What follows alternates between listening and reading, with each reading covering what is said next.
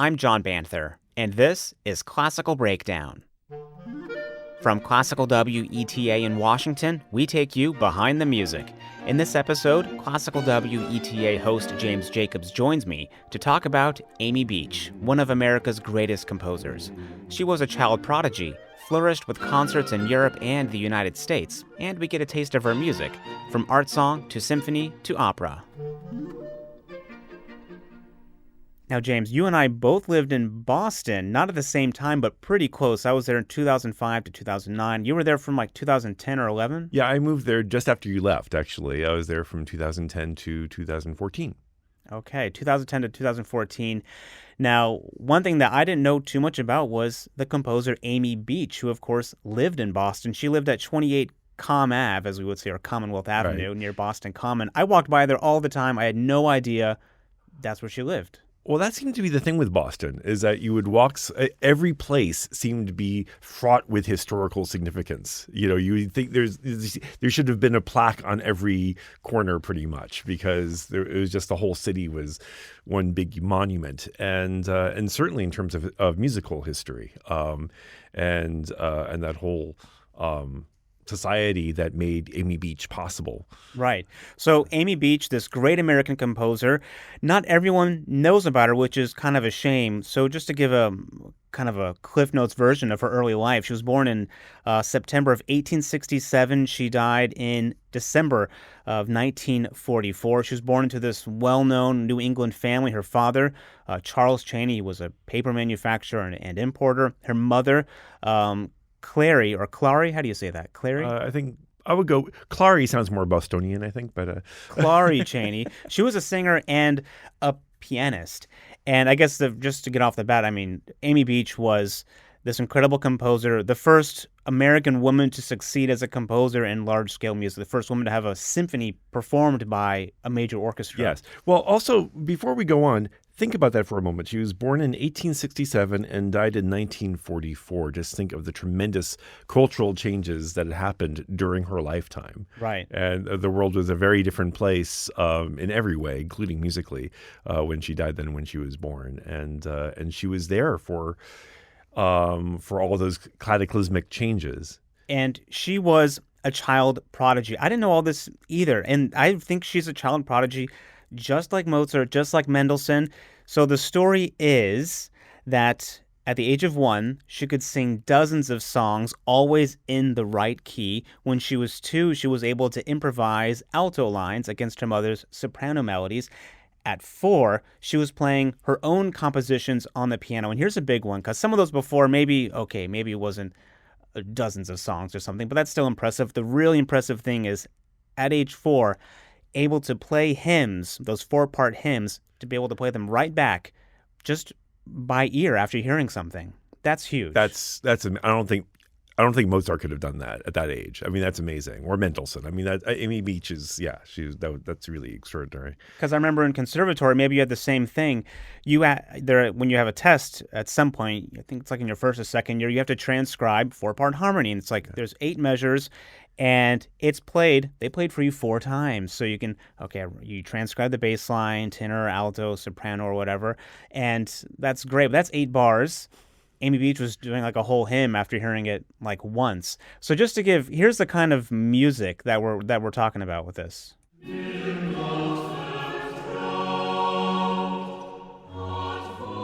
Usually it's played on the piano in your exam, but the 4-part harmony there with a little bit of accompaniment, that's the kind of thing that she was just doing. Now, James, there's a piano over here. Can you go play that? Of course not. Now, here's another great thing. So she's this child prodigy. And then it comes to, well, they moved to Boston. They were living somewhere else in Massachusetts, but they moved to Boston in her childhood. And people were saying, Amy should go to a conservatory in Europe. That's where, of course, all this music traditionally comes out of. And in the 1800s, there was music in the United States, but not at this tradition, not at this kind of schooling. But she didn't go to Europe. She stayed in the United States, and she studied privately piano with Johann Parabo and Carl Behrman for composition. Now, this is where I think made Amy Beach Amy Beach. She studied with Wilhelm Gericke, who was music director for the Boston Symphony Orchestra, and he taught her basically how to be her own teacher. And that would come in handy because when she was married later on, she basically had to keep teaching herself when she was Yes. only 18. So, what does the music of Amy Beach sound like? Do you know what her first published song was? Oh, a rainy day. The rainy day. Is that The right? Rainy Day. It was The Rainy Day. It's a setting of that poem by Henry Wadsworth Longfellow. She was 12 years old and she had this published. The day is cold and dark and dreary. It rains and the wind is never weary. The vine still clings to the moldering wall, but at every gust the dead leaves fall. And it's so telling. Maybe it's just because I'm an American and grew up, speaking English as my native language. But to hear that kind of, to hear English so beautifully set and so respectively set and so poetically set in that idiom is. It's thrilling, and it's also a little disorienting because we're not used to that. We're not used to English having that level of deep musical painting that you would get from, say, somebody like Schubert. So she's 12 years old. She's got this published song. She's this brilliant piano player. I mean, she's incredible. She's doing recitals shortly after this. And by the time she's 18 years old, she's on stage with the Boston Symphony Orchestra, playing these huge solos. And that's important because it's also the same orchestra that would play her music as well, do premieres several years later. Now, her childhood, child prodigy, these compositions are starting. She's playing with the BSO. Then she gets married. Yes, she gets married to actually her teacher, right? Is that? It's kind of, I couldn't find an exact description of it, but it was someone who was a kind of mentor. He was 24 years older than her. Yeah. And then at 18, they got married. Wow. So, Yes, that's... and things changed when she got married. Yes. What changed? Well, all of a sudden, her career was budding, and then all of a sudden she had to be Mrs. What was it? Mrs. Dr. Beach. Right, Something exactly. like Yes, that. Yeah. exactly. Mrs. Dr. Beach. And all of a sudden she became just, a society wife, basically, who did music as this kind of avocation.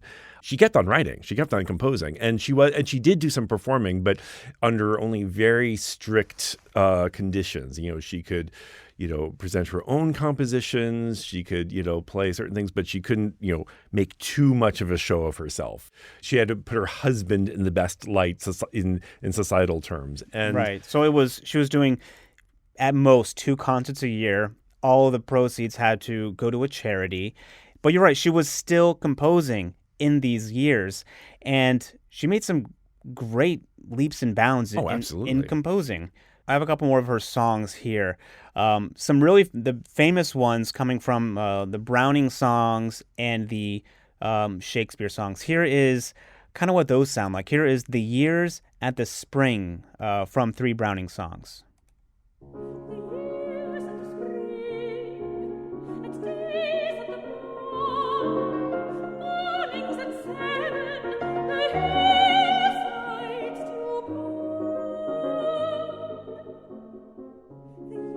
And these are short songs. They're like a couple of minutes at most. And I'm definitely adding these to my playlists, in the middle of anything to, just to listen to. And different moods. From there, The Years at the Spring to Ich sagte nicht, which is, have you heard this song? no. This is, just listen to this. Ich sagte nicht, ich liebe dich, doch eine Rose brach ich schon, und bot sie dir zur Rose. You don't need to know German to know that this is like heart-wrenching love. I mean, it's love. And it's interesting because even though she writes it in this European art song style, it feels American to me. It feels you can kind of hear it's a little bit cabaret-ish. It's a little bit like Broadway. There's that sense to it. I'm glad you say that. That's how I feel about so much of her music. It has that American quality, that cabaret, Broadway musical Yes, style to it. It's definitely absolutely. art song, but this, I think anyone can be listening to this. Absolutely. Yeah. It really feels like, oh, it's one of those old standards, that you would hear, Jeanette MacDonald sing or something like that. Right. I just love it. Now, you also said she was writing instrumental works too. Her symphony. Yes. Yeah. The Gaelic Symphony, perhaps her best known work, was written when she was in her late 20s. And it was the 1890s, right? Yeah. Which was really a pivotal point in American music. In many respects, this was the decade when Antonin Dvorak came to direct the National Conservatory in New York, and this was huge in terms of American culture about his declaring or suggesting really to American musicians that they draw upon African American and Native American folk music as their native music, just as in Dvorak's native Bohemia, he drew on Bohemian folk music. And her assertion for in terms of writing the Gaelic Symphony, which she wrote after hearing Dvorak's New World Symphony, is that she should draw on her own heritage, which was Irish. And so we hear in this symphony Irish tunes. We also hear her own settings of poetry that was evocative of the sea. Was it Dark as the Night from the first movement, where you hear this tumultuous tone painting. Let's listen to a little bit of this. Yes. I think because you're right where this tumultuous, idea in the music. Because the Gaelic stuff that comes in like in the second movement, right? Right. And this kind of variations. Here is part of the first movement.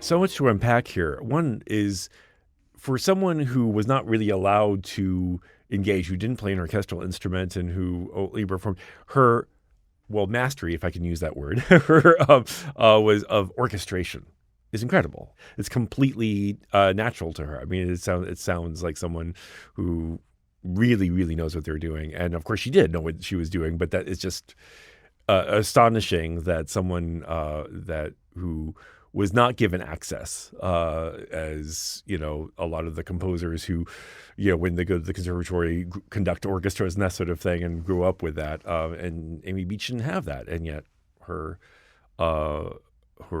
orchestration is perfect. It's beautiful. Not only was she the first woman to be doing this stuff in the United States, she was, if we didn't already say, the first fully educated United States composer. And you hear that in the music, even especially in the songs, which I love her ability to go from songs to orchestral music. You hear a kind of singing quality, but still a very American style here in the 1890s, before a lot of stuff that we think of the American sound from like Copland, before any of that was happening. Yes, it's true. She was already establishing a kind of American symphonic vernacular, if you will. It already sounds. You would have to say, "Oh yeah, that's American." The second movement, that's when the Gaelic themes start coming in. I just love the opening of this movement.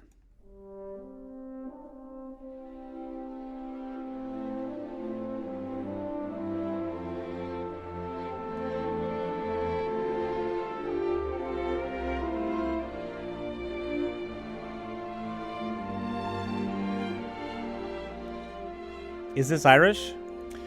It is, but because when I hear that opening call, I think the green hills. I can hear these kind of green hills. And what I love about it is that it is Irish, but it's not kitschy. It really speaks of the soul behind these tunes, and not just Lucky Charms. It's really it feels deep and beautiful and passionate, authentic. and authentic. Yes, that's the word. In 1910, now Dr. Beach, her husband, dies. He passes away in 1910. So in 1911, she finally goes to Europe. She goes to Europe, but she spends a whole year before she does anything, from what I understand. She goes there for a year of rest and relaxation. And then the following year, the fall of 1912, she starts giving recitals of her solo piano music, her chamber music, her songs. Orchestras are loving her symphony. They're calling her the virtuoso pianist and, the leading American composer. She gets famous in Europe. Yeah. And with that, she was there for several years. Oh, yeah. And just, I assume, of course, she's mourning the loss of her husband, but she's also into this whole new life of performing again because she loved performing piano, and she very much missed that for almost 3 decades. Yeah, and she finally gets to do it, and and this again is one of the strange paradoxes that she's become relatively little known. And we say, oh, well, that's the fate of the women composer. But actually, she was really successful during her own lifetime. And it's only after that somehow everything got complicated. But she was recognized. She was recognized and she was successful, and she made money, and she got performed by the major orchestras, and as one of the great living. So I mean, and it's not like she didn't have obstacles. Obviously, she had to endure that rather oppressive marriage for 25 years, but she lived the dream, actually. She did. She bought a house because of one song she wrote. Yes. She bought a house, but so she was in Europe for several years until the start of World War I, and then she moved back to the United States, obviously, and when she came back to the U.S., she already had 30 concerts lined up. Yeah. She was doing great, as you were saying. She moved to New York. She was summering here, writing, and the winters going somewhere else. In 1926, she was the co-founder and president of the Association of American Women Composers. Also, we should give a little bit of props to Boston. I mean, I know Boston gets a bad rap for being, conservative in some ways and, whatever, oppressive. But the Boston Symphony has always, from the very beginning, championed new works and championed women composers. The first time a woman conducted a symphony in the United States was Nadia Boulanger conducting the Fauré Requiem with the Boston Symphony, and so they, in their own way, championed women and new music. So they're definitely one of my favorite American orchestras. A few years after this, she writes her opera. A chamber opera, right? Yes, it's a chamber opera called Cabildo, and it's only chamber in the sense that the orchestra is just piano, violin, and cello, and you get the feeling that she only did that because she wanted to get it performed, and if she had the opportunity, she would have later orchestrated it, because you can hear in it all these orchestral textures that remind you of Richard Strauss or Puccini, and I guess you could say the tragedy of Cabildo. I mean, Cabildo isn't in itself such a great opera, but the sad thing about it is that had it been performed during her lifetime, she would have then had the opportunity to write more operas that would have actually been great. And the only thing that makes this a little bit less than great is really the libretto, and it's not. It's the libretto being like the words in the story, right, the play, and what's amazing about this opera is that, well, first of all, it's a real opera. It draws upon the dramatic language of Wagner and Verdi and Puccini and Strauss, but it's Beach too. It has her own voice, and it has a voice that's very much of her time. And it was written 5 years after the first most people would consider the first truly great American musical theater piece, which was Showboat, which was the first Broadway show to tackle social justice issues and to have a real to show what American music drama could be. And so I think this is really a sort of reaction to Showboat, just as the Gaelic Symphony was a reaction to Dvorak. And it showed what Amy Beach was capable of. I mean, she could have become one of the great Broadway composers.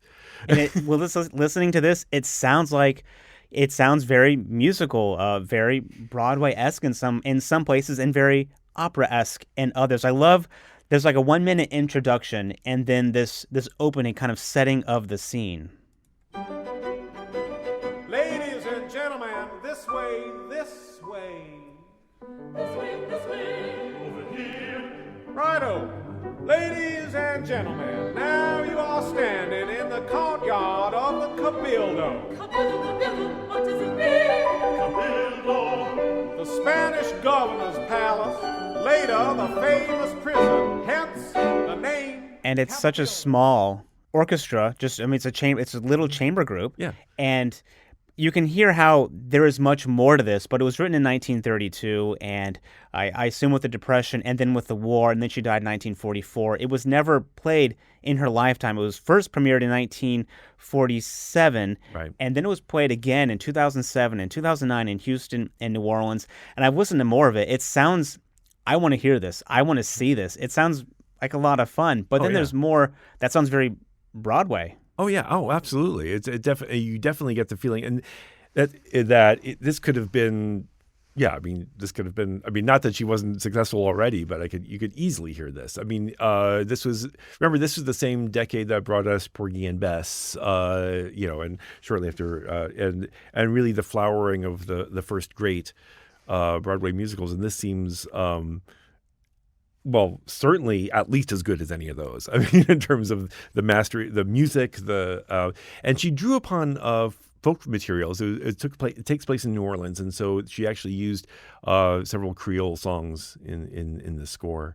And going from that kind of, American Broadway-esque, she goes to what sounds more opera, this duet towards the end, Love Yes. is a Jasmine Vine.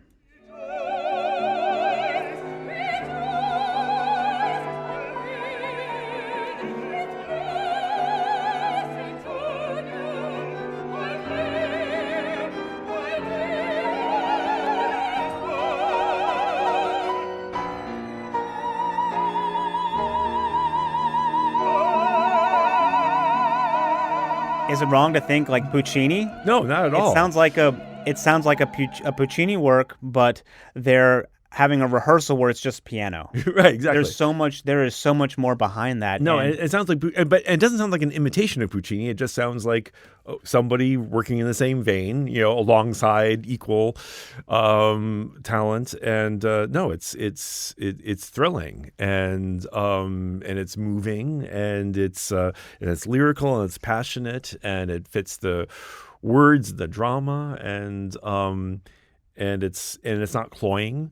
it's stunning, especially considering she had, writing songs with piano like what we heard earlier is very different from writing opera, and so she had never really gone there, and she had this innate dramatic instinct that you hear throughout this opera. one thing that I love, I don't want to leave this subject of Amy Beach without this, because this is one of the first things I've heard of Amy Beach, and I'm so in love with it. In fact, I'm playing this now, and I hope to have it on a concert or on a recording at least. It's this Berceuse that she wrote for originally violin and piano, but here is one that's played on cello. This is absolutely beautiful.